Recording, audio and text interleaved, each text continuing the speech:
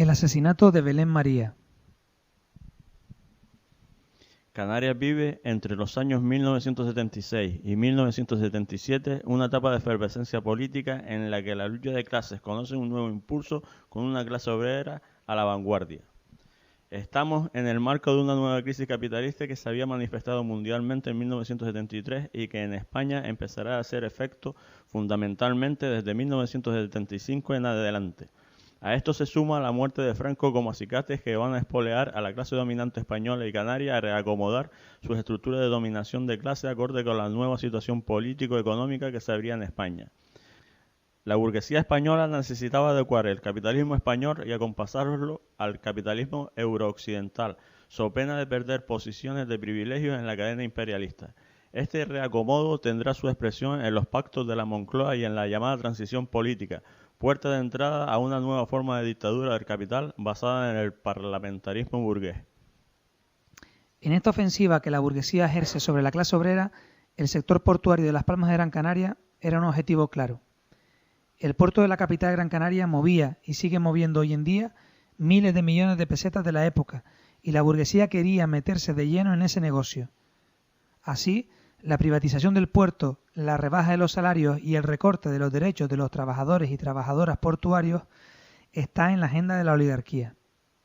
Como decimos, Canarias vive a finales de los años 70 y principios de los 80 una etapa de efervescencia política en la que la lucha de clases conoce un nuevo impulso, con una clase obrera a la vanguardia. Entre las muchas organizaciones emergentes se crea la Asociación Sindical de Estibadores Portuarios de Canarias. Desde sus orígenes, los estibadores han mantenido una constante lucha con los gobiernos y las patronales portuarias con el fin de proteger sus intereses de clase. Esa coherencia combativa, por una parte, les ha granjeado el apoyo y la simpatía de toda la clase obrera canaria, que ve en ellos un ejemplo de dignidad, pero por otro lado, les ha supuesto ganarse el odio de la oligarquía y de la patronal, de ahí que en los años 80 fuesen uno de los sectores más machacados de la clase trabajadora canaria. Los salarios irrisorios, los despidos masivos y la contratación de esquiroles estaban a la orden del día. La conformación de esta asociación sindical de estibadores armó a estos trabajadores y trabajadoras ideológicamente y organizativamente para las luchas que fueron protagonizando en diversas huelgas por la defensa de sus intereses. En mayo de 1980, la lucha se intensificó y los enfrentamientos entre los estibadores y la policía eran constantes y la situación en Gran Canaria se hacía insostenible. Fueron unos meses convulsos, en los que los estibadores contaban con el apoyo incondicional de compañeros, compañeras y familiares. El 25 de julio de 1980, Belén María Sánchez Ojeda, la hija adolescente de un trabajador portuario, acudió con sus padres a la convocatoria en la Plaza Manuel Becerra de la capital de Gran Canaria, donde más de 3.500 hombres y mujeres se manifestaban contra las privatizaciones de los puertos, por la defensa de sus puestos de trabajo y la reivindicación del derecho a la huelga.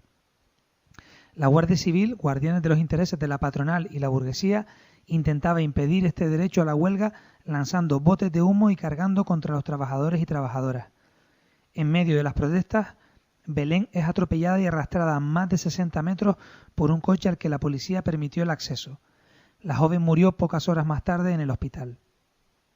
Sin embargo, nunca se culpabilizó a nadie por este hecho, ni se investigaron los pormenores. Una vez más, como ocurrió también con el asesinato de Javier Quesada, el joven estudiante de medicina muerto por un disparo de la Guardia Civil durante la huelga de 1977, los asesinos quedaron impunes por sus crímenes. Ese mismo día, además, resultaron heridos 4 manifestantes y en la carga policial que siguió, un trabajador portuario perdió un ojo con un bote de humo disparado por la Guardia Civil. El asesinato de Belén María tuvo una respuesta contundente entre los trabajadores y trabajadoras portuarias. Más de 3.500 trabajadores se encerraron en el edificio de la Unión de Trabajadores Portuarios. Hubo numerosas manifestaciones en señal de protesta por este asesinato, a las que se sumó la totalidad de la clase obrera canaria. Al entierro de la joven acudieron más de 30.000 personas y en todos los puertos españoles se convocaron paros generales. Pasaron más de 2 años para que esta situación de tensión culminase con la creación de un acuerdo marco presentado por la Coordinadora Estatal de Estibadores Portuarios que iniciaba la primera etapa de cierta regularización del sector. En nuestros días, la lucha portuaria de los estibadores canarios es reconocida a nivel internacional, pues Antolín Goya, estibador de Tenerife, es el coordinador del Sindicato Internacional de Estibadores, IDC en su acrónimo sajón, y Lázaro Lemes, estibador de Gran Canaria, también ocupa un puesto en la dirección de dicha organización sindical sectorial. Además, los estibadores canarios siempre han tenido un papel preponderante en la Coordinadora Estatal de Estibadores Portuarios. Hoy, en lugar de su asesinato, hay una plaza que recuerda su nombre, pero Belén María representa mucho más que el nombre de una plaza. Mantener vivo el recuerdo de Belén María o de Javier Quesada o de tantos hijos e hijas de la clase obrera no significa vivir de tragedias o llorar su memoria. Recordar a Belén María, Javier Quesada, Eduardo Suárez o Azucena Roja es luchar contra el muro de silencio y de olvido que continuamente pretende levantar la oligarquía sobre todas aquellas personas que se atrevieron a levantarse contra la opresión, la explotación y contra la barbarie capitalista que convierte a la clase obrera en esclava. Lo que teme la oligarquía es el ejemplo. Y hoy, más que nunca, toca volver a levantarse.